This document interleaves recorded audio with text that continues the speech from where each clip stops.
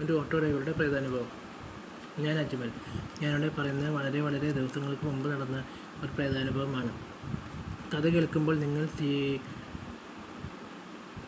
Serious ആയിട്ട് കാണണമെങ്കിൽ serious ആയിട്ട് കാണണം, അല്ലെങ്കിൽ തമാശയായിട്ട് കരുതണമെങ്കിൽ തമാശയായിട്ട് കരുതാം. എന്നിട്ടുടനെ സബ്സ്ക്രൈബ് ചെയ്യുക, അല്ലെങ്കിൽ ബെൽ ബട്ടൺ അമർത്തുകയും വേണം. ഇനി കഥയിലേക്ക് പോകാം. ഞാൻ ഓട്ടോറിക്ഷ ഓടിക്കുന്ന കാലം.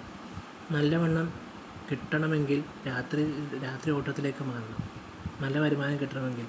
അങ്ങനെ എൻ്റെ അരികിൽ വന്ന ഒരു കസ്റ്റമർ പാലക്കാട്ടേക്ക് പോകണമെന്ന് പറഞ്ഞു. അങ്ങനെ പാലക്കാട്ടേക്ക് പോയി.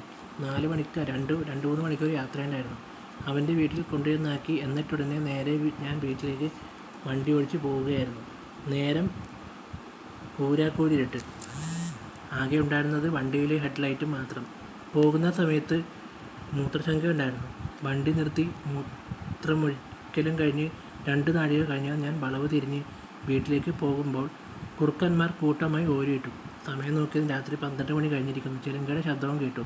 ഞാൻ ചുറ്റും നോക്കി. എന്നിട്ട് ഉടൻ തന്നെ വണ്ടിയുടെ പിൻചക്രം ചെളിമണ്ണിൽ താണു.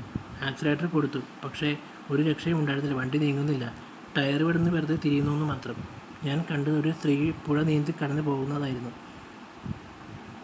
എന്നിട്ട് ഞാൻ വണ്ടി എടുത്ത് നേരെ പോയത് എൻ്റെ വീട്ടിലേക്കായിരുന്നു. വണ്ടി ഉടൻ തന്നെ തള്ളി മാറ്റിയിട്ടായിരുന്നു ഞാൻ വണ്ടിയിൽ കയറി നേരെ എൻ്റെ വീട്ടിലോട്ട് പോയത്.